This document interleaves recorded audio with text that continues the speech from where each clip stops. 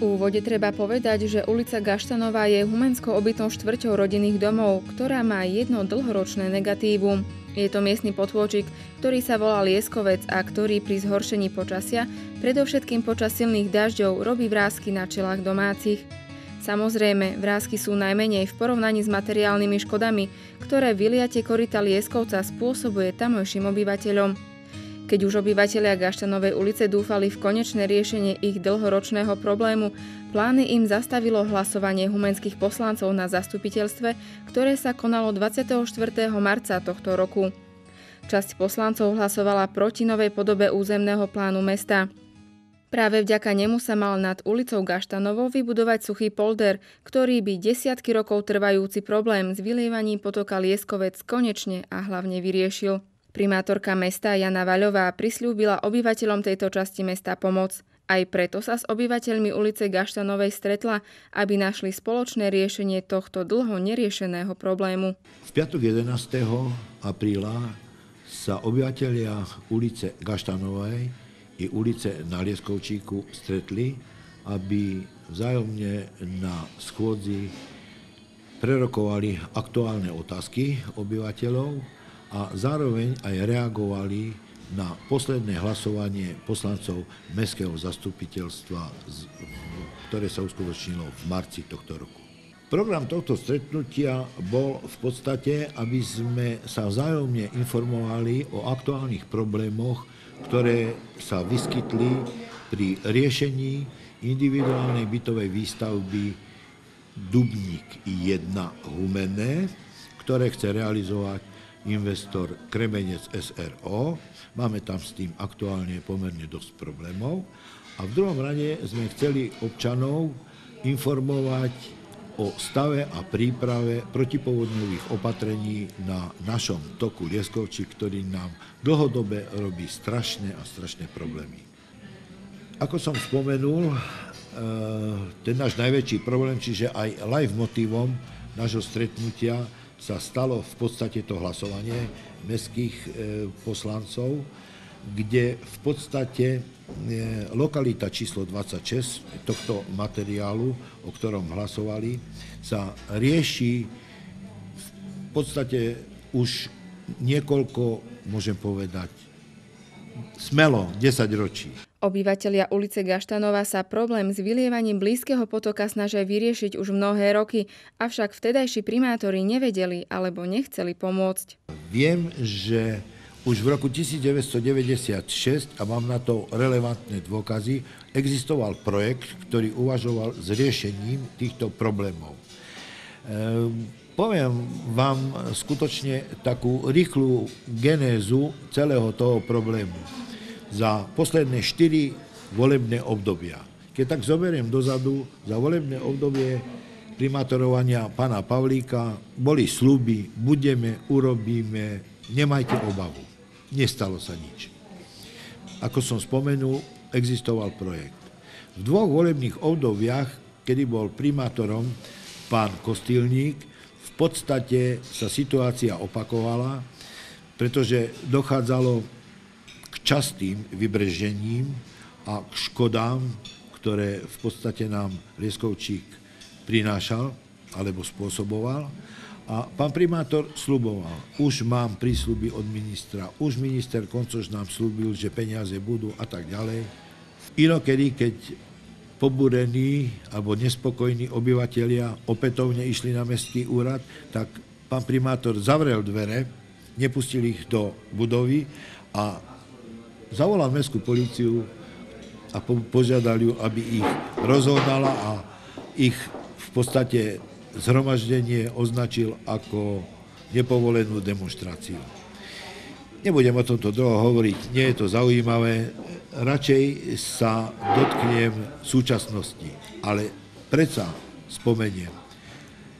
Pani Vaľová, keď mala predvolebné mítingy v 2010, tak sľubovala, keď budem primátorka, tento problém jednoznačne budem riešiť. Chceli sme veriť. V 2011 to už bola primátorka, odrazu sme počuli bagre,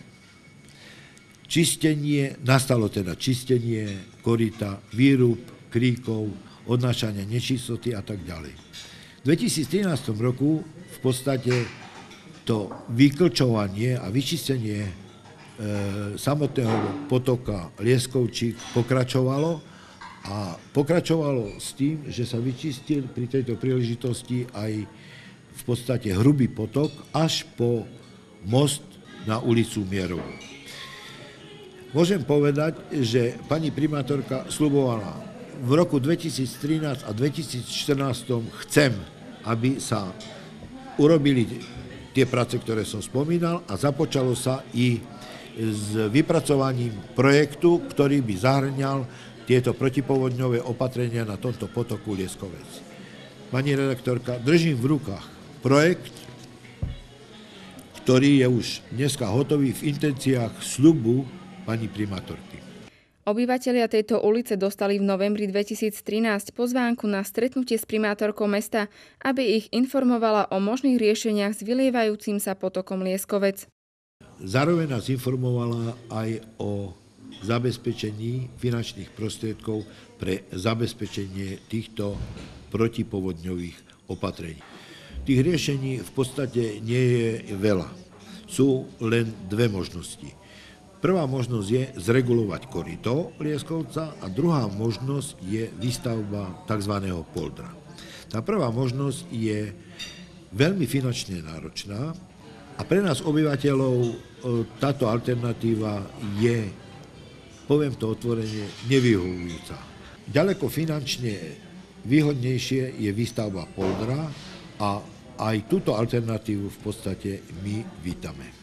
Polder je v podstate suchá nádrž, to znamená, že tok je prehradený akousi hrázou. V tomto prípade naša hráza by mala mať 50 metrov dĺžky, koruna tejto hráze by mala byť široká zhruba 4 metre.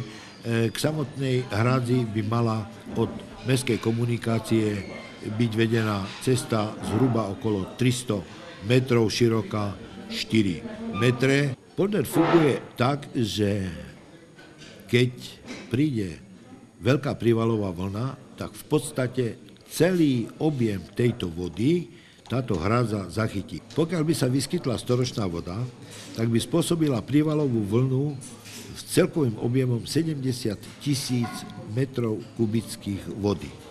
Táto voda by bola zachytená celou hrázou a postupne by bola za 30 hodín postupne otvorom v poldri vypúšťaná kľudne do koryta Lieskovca alebo Lieskovčíka, ako my mu nadávame, a tým by absolútne nespôsobila za hrázou žiadne vybreženie tejto vody a nespôsobila by v podstate žiadne škody. Najmenej 5-krát bola zatopená pivnica. Kotol za každým trebalo dať opravovať, lebo bol už potom nefunkčný.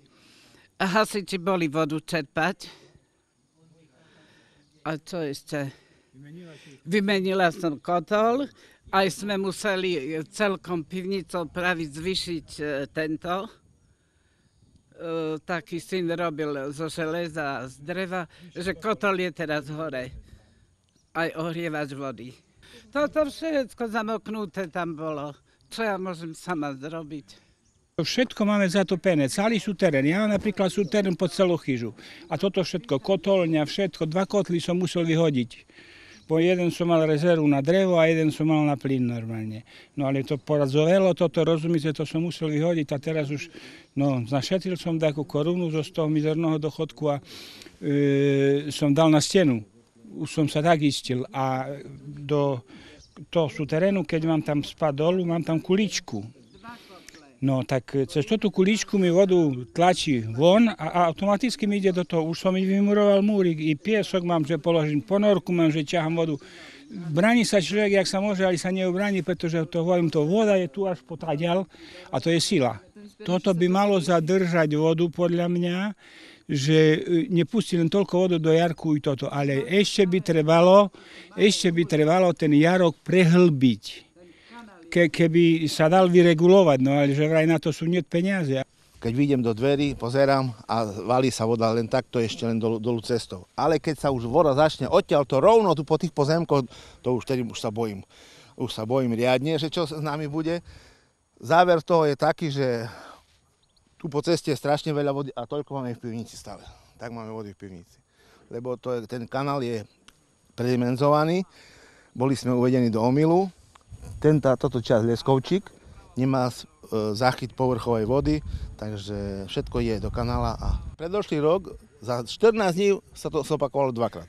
Záver schôdze občanov z ulice Gaštanovej s primátorkou mesta bol jasný. Čo najskôr vyriešiť situáciu s potokom Lieskovec, ktorý sa pri silných dažďoch vylieval do priľahlých ulíc a pivníc rodinných domov. Primátorka mesta Jana Vaľová sa už v tejto súvislosti niekoľkokrát stretla so zástupcami Východoslovenskej vodárenskej spoločnosti, aby spolu našli riešenie tohto problému.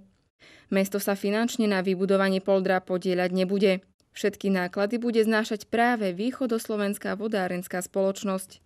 Čo sa týka poldra na Gaštanovej ulici, jednoznačne to je protipovodňové opatrenie, kde sme dvakrát rokovali s vodohospodárskym podnikom v Košiciach, osobne tu bol aj generálny riaditeľ, kde nám ukázali dve možnosti. Buď sa rozšíri koryto na 8 metrov, čo nie je možné už dneska pri prevádzke ciest a chodníkov, alebo to bude suchý polder. Je takýchto stavieb už pár na Slovensku. Muselo tomu predchádzať práve schválenie územného plánu. Územný plán je schválený, čo bolo prvým krokom k tomuto poldru.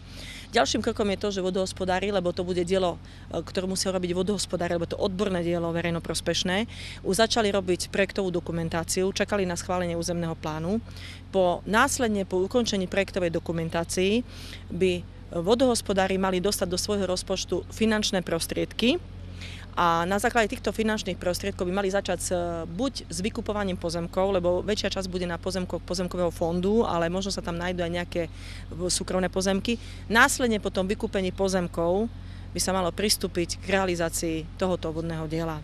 No a verím tomu, že keď prvá etapa bude zakončená, tak pristúpime k tomu, aby sme aj tú druhú etapu zvládli, lebo jedná sa naozaj o dosť rozsiahly projekt. Keďže všetky finančné prostriedky by mali ísť zo štátneho rozpočtu, prebiehajú rozhovory nad tým, že teda štátny rozpočet by nám mal určite pomôcť, pretože všetko bude hradené z vodohospodárskeho podniku a vodohospodári by tieto financie mali dostať, čo sa týka do svojho rozpočtu, zrejme z Ministerstva životného prostredia. Mesto tam nebude dokonca mať ani spoluúčasť. Na poslednom zasadnutí mestských poslancov vystúpil so svojím prejavom aj Juraj Nosko, ktorý zastupuje občanov tejto lokality vo veci vyriešenia situácie s vylievajúcim sa potokom. Prítomným poslancom, novinárom a občanom, ktorí sedeli v zasadačke, pripomenul, s akými problémami sa obyvatelia ulice Gaštanovej niekoľkokrát ročne musia vysporiadať. Nič iné, len ticho a úprimne závidieť obyvateľom susedných obcí s porovnateľným počtom obyvateľov, ako je naša Gaštanová ulica, či je to už Kárna, Lieskovec, Brestov, ale i susedný väčší Jasenov, v tom, ako perfektne majú zregulované vodné toky vo svojich obciach. Konečne v jeseni 19. novembra 2013 sama z vlastnej iniciatívy prišla pani Jana Vaľová, primátorka nášho mesta, medzi nás občanov na pracovné stretnutie s tým, že má kľúč na riešenie našich problémov na toku Lieskovec. Vo svojom vystúpení nám vysvetlila pojem a funkciu poldra a jeho umiestnenie v intraviláne, respektíve extraviláne mesta a hlavne nám oznámila, že to, čo nám predstavila, má zabezpečené aj finančne. A tak sme sa úprimne potešili, že sa našiel človek, ktorý má záujem aj o nás, o riešenie našich problémov. Vážené pani poslankyne, vážení páni poslanci, dovolte mi na úplný záver môjho vystúpenia vysloviť želanie, aby toto vodohospodárske dielo v súčasnosti, ale i v budúcnosti aj vašim pričinením chránilo majetky a životy nás, našich detí a vnukov, nech sa stane našim ochranným štítom pred prírodným živlom, aby hodnoty, ktoré sme tu vytvorili, prispeli k spokojnému životu nás všetkých. Preto vás úprimne prosíme, zahlasujte zaň. Hlasujeme.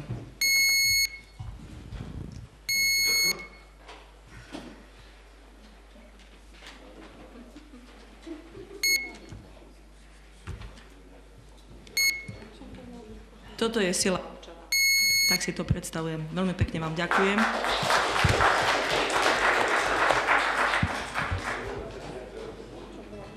Na mestskom zasadnutí, ktoré sa konalo v pondelok 23. júna, mestskí poslanci opäť hlasovali za zmenu územného plánu. Tentokrát návrh podporilo všetkých 20 prítomných poslancov. Občania ulice Gaštanovej sa tak v najbližších rokoch konečne dočkajú pokojného spánku.